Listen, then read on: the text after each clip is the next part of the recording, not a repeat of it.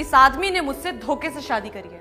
शादी होने के बाद मुझे पता चला कि एक मामूली सा सफाई कर्मचारी है। इसके और इसके घर वालों के दिमाग में सिर्फ और सिर्फ गंदगी भरी हुई है, और यही वजह है कि ये मेरे ऊपर बेफजूल के बेकार के इल्जाम लगा रहा है।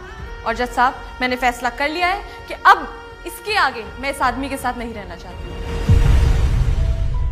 तुम्हें अपनी सफाई में कुछ कहना है? एक सफाई कर्मचारी जिसने समाज की गंदगी साफ करी, आज उससे कहा जा रहा है कि अपनी सफाई में कुछ कहना है। जज साहब, इन्होंने कहा कि हमने इनसे धोखे से शादी करी, इन्हें पता नहीं था कि हम सफाई कर्मी हैं। क्या ये बात इन्हें इतने बड़े पद में नौकरी लगने के बाद, हमसे 2 बच्चे होने के बाद पता लगी? इन्होंने हमें, हमारे माँ बाप को भला बुरा कहा, हम बर्दाश्त कर गए, पर आज ये हमें हमारे बच्चों से तक मिलने नहीं दे रही हैं। हम मानते हैं कि आदमी भी गलत होते हैं, बहुत आदमी गलत होते हैं। क्या हमेशा गलत होते हैं? हम ये भी मानते हैं कि औरत को ही आदमी की तरह जीने का अधिकार है, आजादी का अधिकार है। पर शादी के इतने साल बाद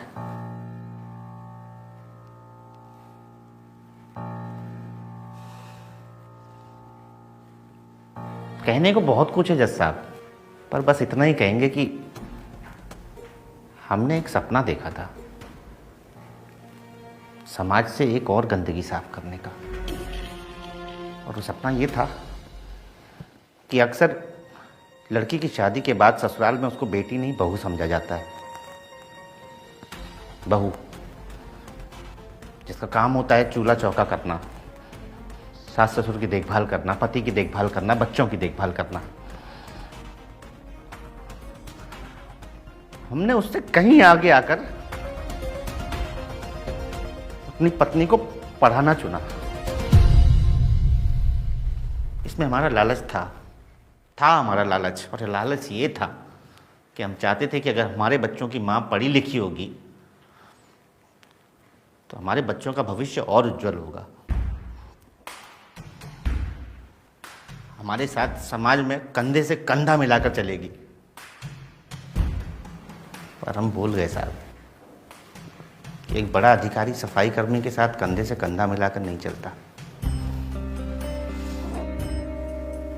जज साहब, हमारे साथ बुरा हो रहा है, अच्छा हो रहा है, ये हम नहीं जानते,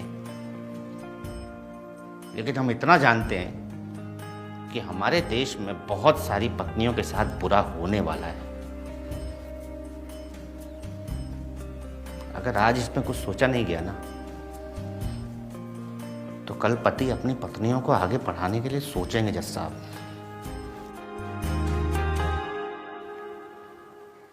हम सफाई कर्मचारी हैं, हमें इस बात पर गर्व है। ये भूल गई कि इनकी आगे की पढ़ाई का पैसा वही सफाई कर्मचारी के पैसों से आया था, वो फीस उसी तनख्वाह में से भरी गई थी।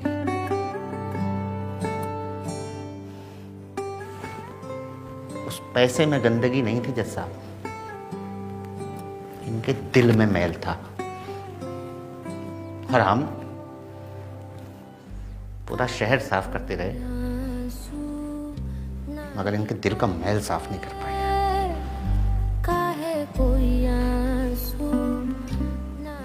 शहर की सफाई हम देख लेंगे जज साहब,